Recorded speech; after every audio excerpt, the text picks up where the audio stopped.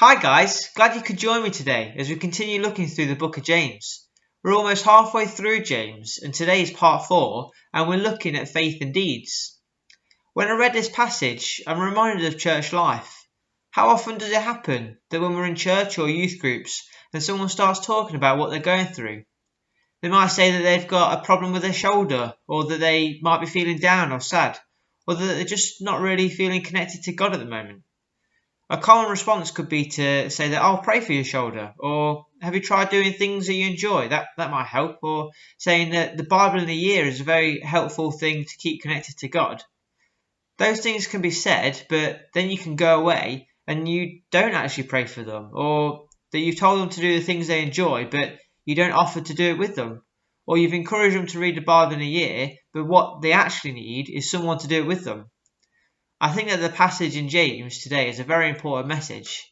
It says in James 2:17 that in the same way, faith by itself, if not accompanied by action, is dead. This is saying that just saying something but not actually doing anything on it, not actually acting on it, actually shows no faith at all.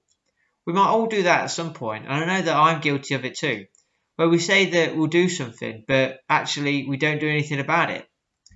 But let's read from James 2:25 to 26 about a great example of someone who did show their faith by their deeds.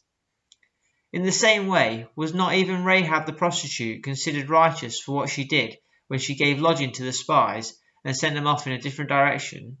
As the body without the spirit is dead, so faith without deeds is dead. Rahab first appears back in the book of Joshua in the Old Testament. We can read about her in Joshua 2. The shortened version is that the Israelites were spying out the land that God had given to them, which is where Rahab lived, and Rahab believed that God had given them the land, but she didn't just have faith in that, she showed her faith by her deeds. She hid the spies and helped them escape, risking her life in the process. She showed her faith by her deeds.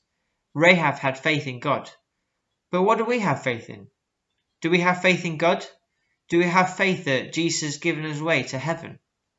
If so, then how do we show our faith? What deeds do we do? I think this passage speaks volumes in today's society.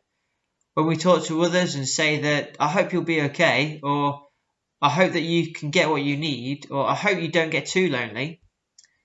But what kind of deeds do we do to help them? Just saying that I hope you're okay means nothing without the deeds. How many people are we helping? How many people are we ringing?